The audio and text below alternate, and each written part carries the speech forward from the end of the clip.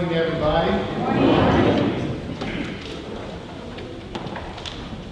So this is kind of a weird question to start a sermon, but did any of you guys grow up watching The Grinch Who Stole Christmas? Yeah?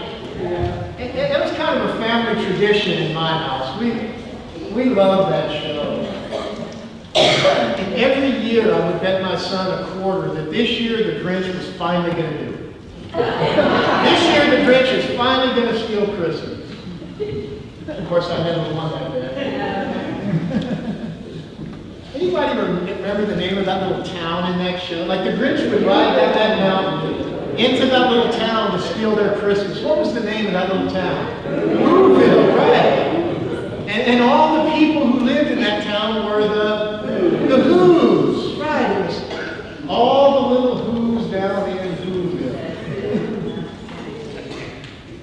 Well, in the weeks leading up to Christmas, that's exactly what I want to talk to you about. I want to talk to you about the Whos down in Whoville. Specifically, for the next 3 weeks, I want to talk about these 3 Whos. Who we are, who we can become, and who Jesus is. Amen. Amen. Those will be our little Whos down in Whoville. Amen? Amen. And the first little Who we're going to talk about in this series is who we are. Who we are. And understanding who we are begins with understanding that we are created. We are created beings. And we were created in such a way that we can know our Creator. In fact, we're created in such a way that we can live in relationship with our Creator. In fact, that's the whole reason God created us in the first place. To live in relationship with Him. Amen. Amen. And what that means is the only way you will ever be truly satisfied in this life is when you are living the relationship that you were created for. Amen. Amen. Listen, everything else in your life will be determined by the relationship that you have with God. Yes. But strangely, the relationship you have with God is determined by the relationship you have with yourself. See, you can never know God until you first know yourself. And the most basic thing that we all need to know about ourselves is that something got broken inside of us. Amen. Something got broken. And this brokenness has damaged our relationship with God. In fact, your brokenness has separated you from the God that created you. But when you understand your brokenness, and when you confront your brokenness, then you can begin to restore the relationship that God wants to have with you. So I want to talk with you today about a story that Jesus once told. And this story introduces us to 2 people. Now, one of these people clearly understands his own brokenness, and the other person clearly does not. And please pay close attention to this story, because this one issue will determine what kind of life you have in this world. All right. And this one issue will determine what world you're going to go to next. Amen? Amen. So pay careful attention to this. Here's the story Jesus told. This is from Luke chapter 18. To some who were confident of their own righteousness and looked down on everybody else, Jesus told this parable. 2 men went up to the temple to pray. One a Pharisee and the other a tax collector. The Pharisee stood up and prayed about himself. God, I thank you that I'm not like other men, robbers, evildoers, adulterers, or even like this tax collector. I fast twice a week and give a tenth of all I get. But the tax collector stood at a distance. He would not even look up to heaven, but beat his breast and said, God, have mercy on me, a sinner.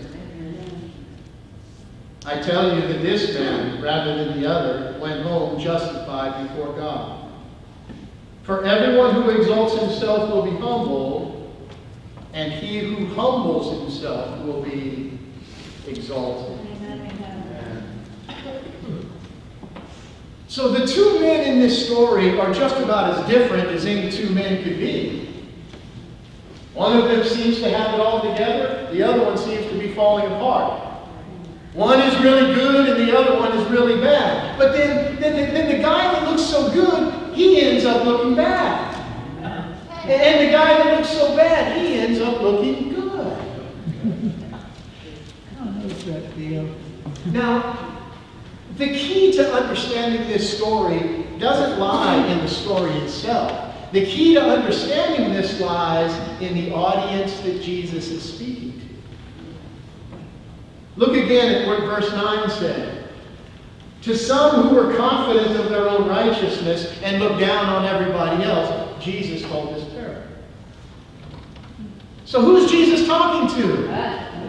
Well, he's talking to people who clearly do not understand their own brokenness.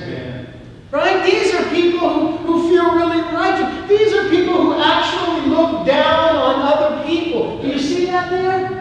They were confident in their own righteousness. They looked down on other people. Like, this is something that actually happened in Jesus' day. People thought, way back then, some people thought they were so good that they could actually look down on others. Like, that actually happened in Jesus. You think that still happens today? It sure does, doesn't it? Listen to me, my friends.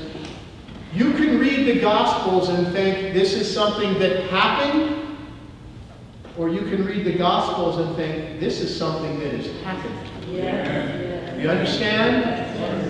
This is not a book about what Jesus did. This is a book about what Jesus is doing. And what that means is that this is not a story about someone else. This is a story about you. And Jesus begins the story, and he says, two men went up to the temple to pray. One a Pharisee, the other a tax collector. Now, you don't have to go to Bible college to figure it out, right? If the Pharisee is supposed to be the good guy, and the tax collector is supposed to be the bad guy. And everybody in Jesus' audience that day, they would have been cheering for that Pharisee, and they'd have been booing that tax collector. And they all would have been shocked when they find out that the tax collector is actually the good guy, and the Pharisee is actually the bad guy. So let's start with the Pharisee. Now, to the modern Christian, even that word Pharisee, that's like a bad word, right? Pharisee is a dirty word. Like if somebody calls you a Pharisee, you should probably be offended. But in Jesus' day, that word Pharisee, that was not an insult. In Jesus' day, that was the highest religious honor a man could have. These Pharisees, these are deeply respected men. This is a small, elite group of men who are devoted to the law of God. Pharisees are trusted. Pharisees are respected. Like this is who you want your son to grow up to be. Now, the tax collector, on the other hand, this is the last guy you would ever want your son to become. Tax collectors are the most hated people in all of Israel because they take money from struggling Jewish families and they give that money to the Romans. So tax collectors are more hated than the lepers, more hated than the prostitutes, more hated than the pagans even. Tax collectors were so hated that they were not even allowed to go into the temple. And in Jesus' day, if you couldn't go in the temple, then you were just about as far from God as you could be. Yes. So Jesus tells us these very two different men approach the temple to pray. Now the Pharisee prays first, and he begins. The Pharisee stood up and prayed about himself. He made all these comments. He says, you know, I thank you that I'm not like other men. And here's what's important for you to understand. The Pharisee is going to make all these comments about himself, but they're all true. It's important for you to see this. Everything the Pharisee says about himself is true. God, I thank you that I'm not like these other men. Well, he wasn't. He certainly was not. He's in a very small, very elite group of religious leaders. He's not like other men. He's telling the truth. He says, I fast twice a week. I'm sure he did. Pharisees were known for that. 2 days every week, they went without food. He says, I give 10% of all I possess. He tithes. He does. He tells God the truth. 10% of everything this man has goes right back to God. He's telling the truth. He says, I'm not like robbers. I'm not like evildoers. I'm not like adulterers. And he's not. This guy is no criminal. This guy would never cheat on his wife. And then he says, and I'm certainly not like this tax collector. Well, that was true too. He's not like this tax collector. And we're going to find out just how different he is as the story goes along. But everything this guy says about himself is true. But what he's really saying is, God, you sure are lucky to have a guy like me on your team. Because I'm about the best guy I know.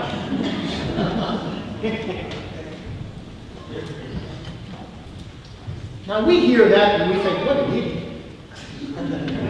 What an arrogant fool. But remember, that's not what Jesus' audience would have been thinking, because to Jesus' audience, this is the guy you want living next door. This is a good citizen. This is a man that honors God. And the truth is, if this guy came to our church, we love him. We love this guy. He's faithful. He's here every Sunday. He fasts. Somebody would nominate this guy to be a deacon.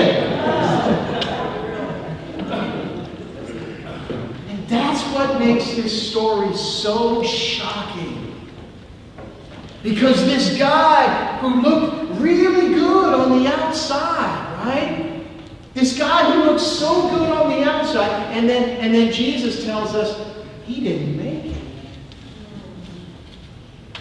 He didn't get to live.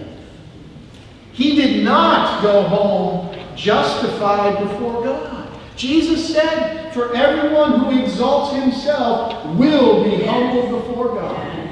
Yes. Guys, do you know what that means? That means this Pharisee was a really good man. He was a good man on his way to eternity without God. Now, the tax collector, on the other hand, this is a bad guy. The tax collector is a really bad... This guy will rob you blind. He'll steal the food off your table. He'll steal the clothes off your back.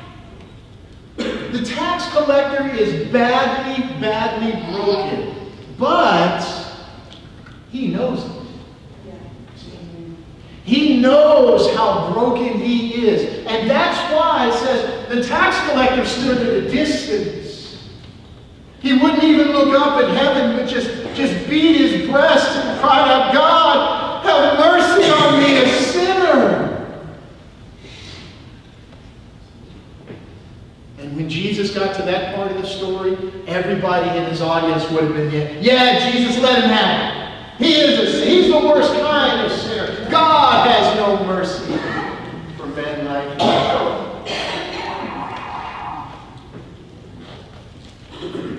So Jesus introduces us to these two very different people. One of them is just about as good as you can get by the world's standards, and the other one is just about as bad as you can get by the world's standards. And the shocking conclusion of the story is that the good man ends up lost, and the bad man ends up saved.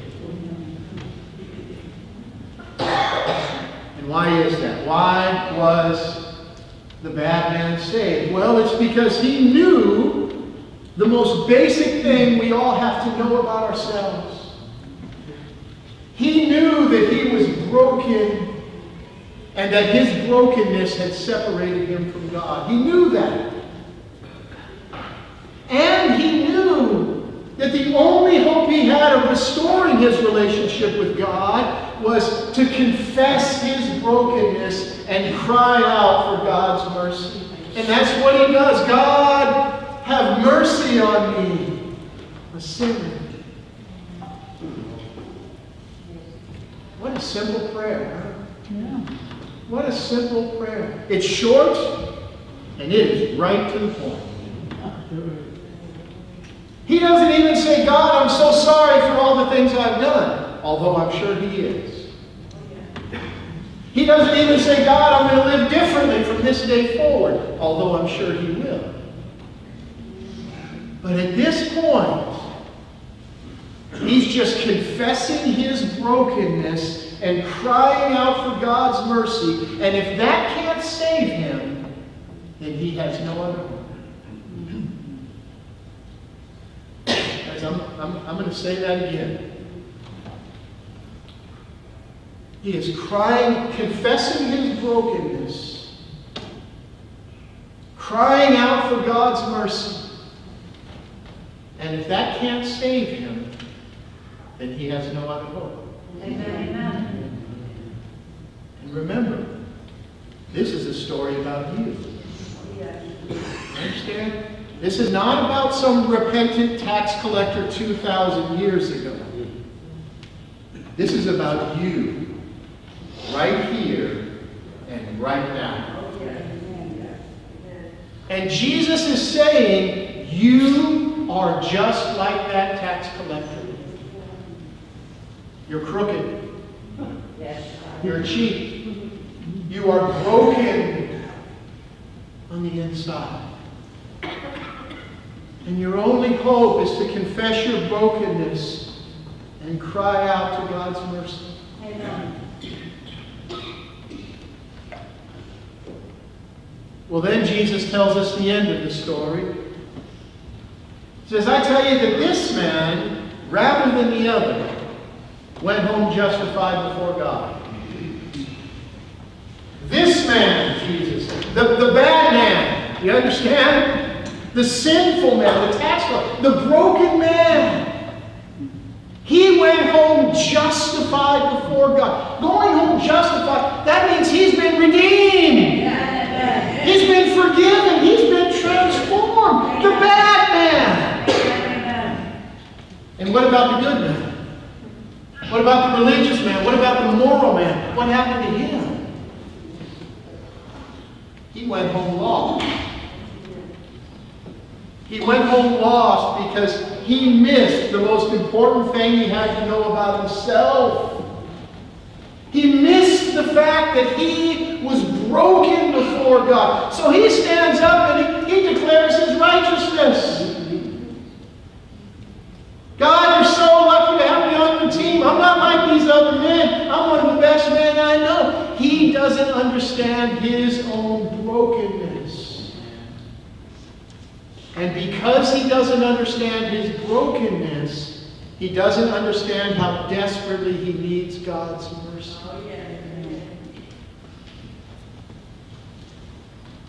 See, that tax collector, he knew how broken he was.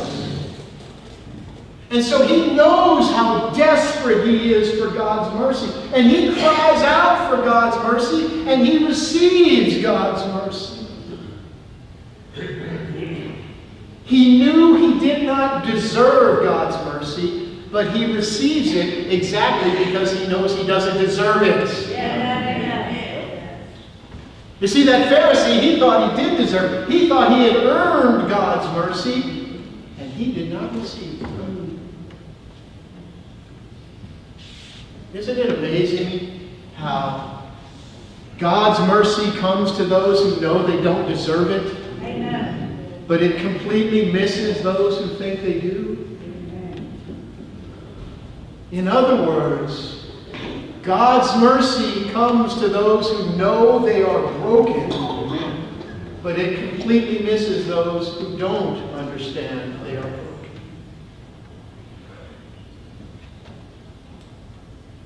And that's right where Jesus ends the story. For everyone who exalts himself will be humbled, and he who humbles himself will be exalted. Guys, I'm preaching the gospel to you today. Amen. I'm preaching the gospel today. And you know, the word gospel literally means good news. And that's what the word gospel means. It means good news. But interestingly, the gospel does not begin with good news. It begins with really bad news.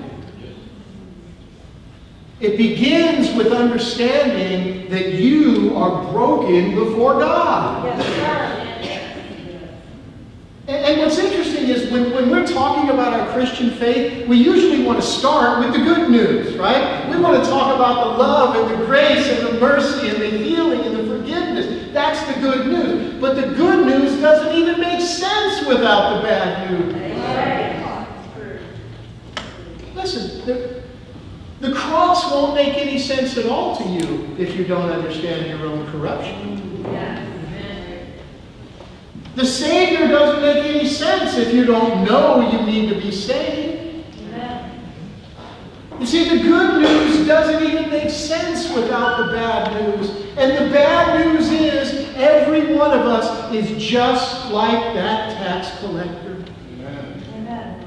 We are all broken, sinful thieves. And you have to know that about yourself. You have to know the bad news, or the good news won't make any sense at all. Amen.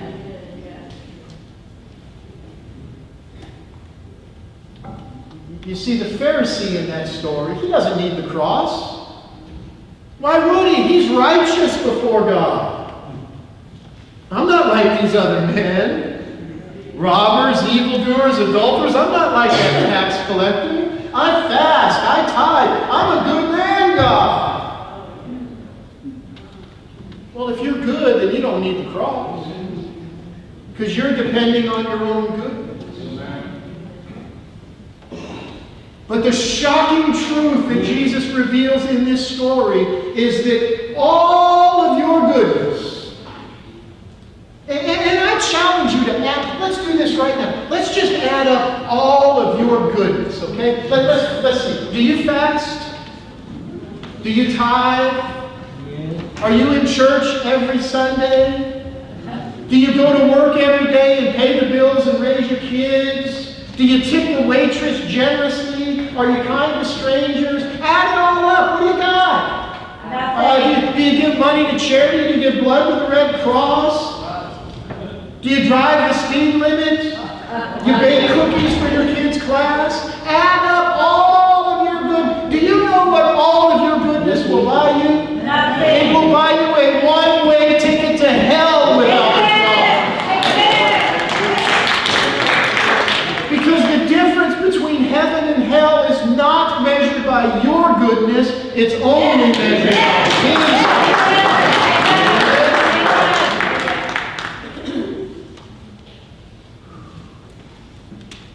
You will never know the cross if you don't know your own corruption. You will never know the Savior if you don't know you need to be saved. Yeah. See, that tax collector, he knew he didn't have a chance on his own. Because he knew how broken he was before God. Is there anybody here this morning that is broken? Yeah. Anybody here this morning jealous? Anybody a gossip? Anybody proud? Anybody selfish? Anybody angry here this morning? Anybody broken here? Yeah. Is there anybody here this morning who lies or cheats or steals? Is there anybody here who has hurt their loved ones? Is there anyone broken here this morning? Is there anyone here who's ever violated their marriage covenant? Anybody who can't stop drinking or using? Is there anybody here this morning who knows they are desperate for God's mercy? I sure hope so. Because that's the only way you will ever understand the cross. Amen. Amen. And when you finally see that you are the tax collector in this story, well, I hope you'll do what the tax collector did and take the next step and confess your brokenness to God. And tell God exactly who you really are. Just tell Him, God, I'm a liar. I'm a thief. I'm a cheat. I'm proud and I'm jealous and I'm angry. I'm selfish. God, I am broken. I am broken. Have mercy on me, God, a sinner.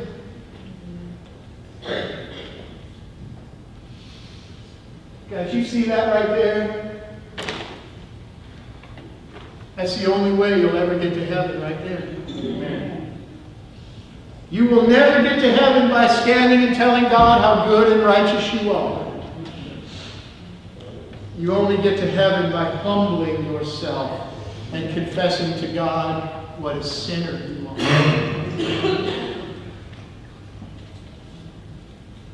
I want you to use your imagination with me for a minute. I want you to imagine the gates of heaven. And imagine the Apostle Peter sitting at a desk right outside the gates of heaven. And I know this is not a biblical image, but just work with me. Okay? So Peter's sitting there at the desk, and a sharp, well-dressed man walks up and says to Peter, "I'd like to enter heaven."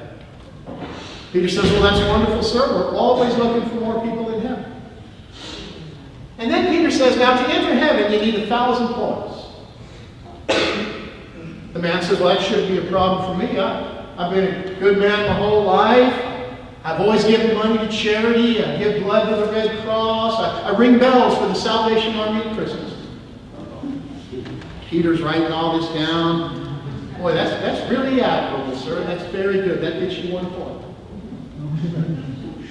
The man's a little surprised. He says, "Well, I was faithfully married for 50 years, never cheated on my wife, raised 3 wonderful children, loved my family." Peter says, "Boy, that's really admirable. I wish we had more people in here who could say that. That gets you 1 more point." Well, now the man's really getting nervous. He's doing the math in his head. He's saying, "How am I ever going to get to 1,000 points?" He said, "You don't understand. I was active in my church. I was there every Sunday. I always put a check in the offering plate. I taught Sunday school. I was a deacon." Peter says, "Sir, that is an extraordinary life you've led. I sure do admire that. That gets you another point." Let's see, that's 3 points, sir. Only 997 to go. At that point, Peter fell to his knees and said, "God, have mercy. I'll never be good enough to get in here." And that's when Peter said, "Congratulations, you just earned it."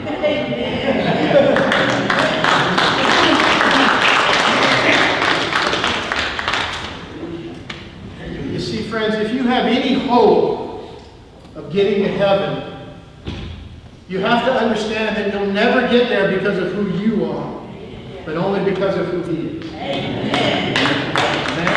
You'll never get there based on what you have done, but only based on what He has done.